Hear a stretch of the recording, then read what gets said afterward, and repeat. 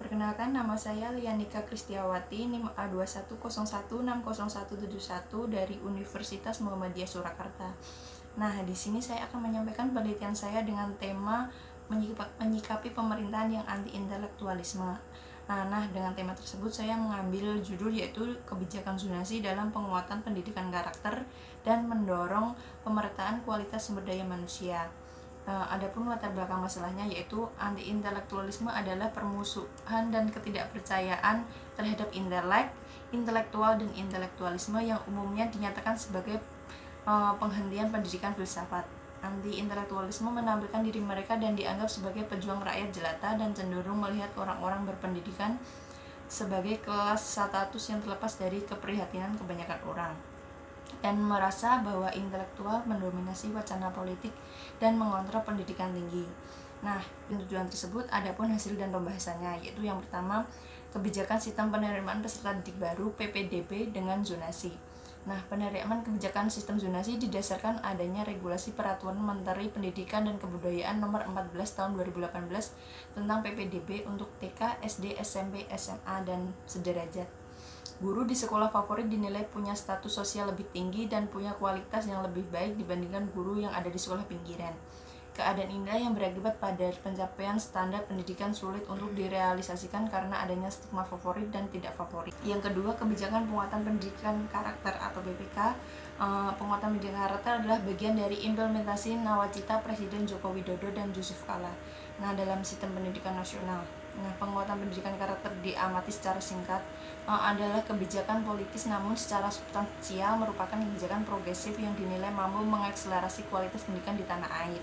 Ketiga, pemerataan sumber daya manusia.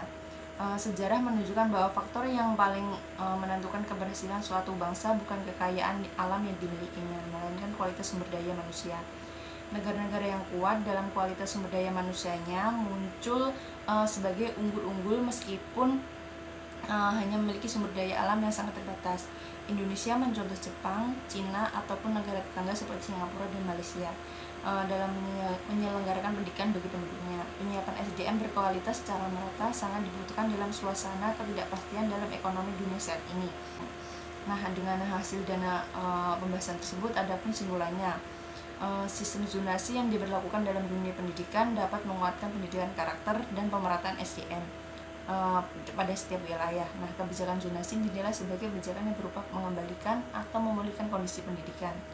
Kebijakan tersebut menjembatani penanaman nilai karakter dan lingkungan keluarga, penguatan nilai pendidikan karakter yang dijalin dengan dengan sendirinya.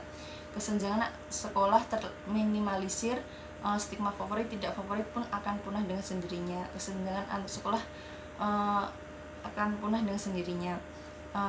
Dan orang tua terbangun karena dekatnya lembaga pendidikan dengan tempat tinggal peserta didik, revitalitas tergantikan, dan pemerataan secara struktural dan kultural. Nah, prasarana sehingga semua sekolah punya peluang yang sama untuk standar pendidikan yang merata dan tidak lagi diskriminatif. Sehingga pelaksanaan penerimaan peserta didik baru merupakan wujud upaya penerimaan manajemen pengembangan SDM dan pengelolaan pendidikan. Kebijakan zonasi ini akan menyebarkan kualitas guru dan tenaga kependidikan ke seluruh wilayah, sehingga output atau lulusan yang berkualitas juga akan tersebar secara merata dalam suatu wilayah. Cukup sekian penelitian dari saya, walaupun ada salah kata mohon dimaafkan. Terima kasih. Wassalamualaikum warahmatullahi wabarakatuh.